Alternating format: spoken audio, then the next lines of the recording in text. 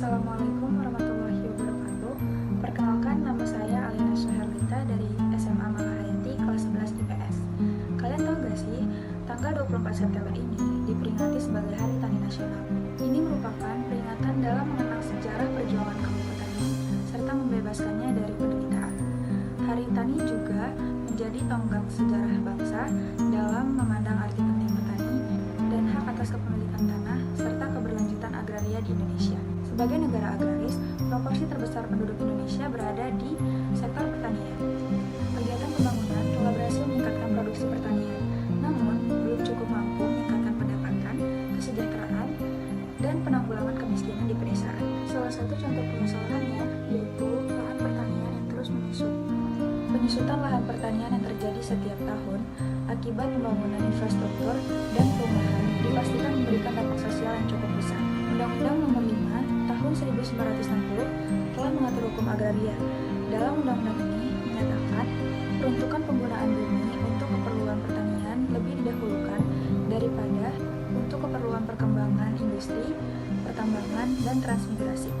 Tapi realitanya, lahan pertanian dan sawah irigasi tahun 2017 mengalami penurunan dari tahun 2016 dikarenakan oleh alih fungsi lahan, yang artinya permasalahan dari lahan hutan menjadi pertanian dan dari lahan pertanian menjadi lahan industri atau perumahan. Sebagai contoh, kasus di kawasan Pegunungan Kendeng, wilayah pertanian masyarakat digusur dan didirikan pabrik semen. Nah, salah satu upaya untuk mengatasi kondisi lahan yaitu harus memperhatikan fungsi dan tujuan masing-masing lahan tersebut dan melakukan evaluasi lahan terkait kemampuan dan kesesuaian lahan, apakah cocok dengan lahan hutan pertanian maupun industri. Pemangku kebijakan juga memiliki peran penting terkait permasalahan ini. Pada tahun 1984, Indonesia berhasil swasembada beras dengan angka produksi sebanyak 25,8 ton. Kesuksesan ini mendapatkan penghargaan dari FAO, Organisasi Pangan dan Pertanian Dunia, pada 1985. Pasalnya, pangan merupakan kebutuhan mendasar bagi manusia untuk dapat mempertahankan hidup.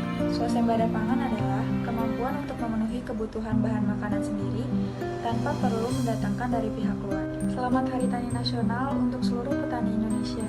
Terima kasih atas dedikasinya dalam memberikan hasil tani berkualitas terbaik. Yuk, lebih menghargai kerja keras para petani kita. Janganlah kalian membuang-buang dan menyisakan makanan. Ambil secukupnya saja, sisakan untuk mereka. Sekian dari saya. Wassalamualaikum warahmatullahi wabarakatuh.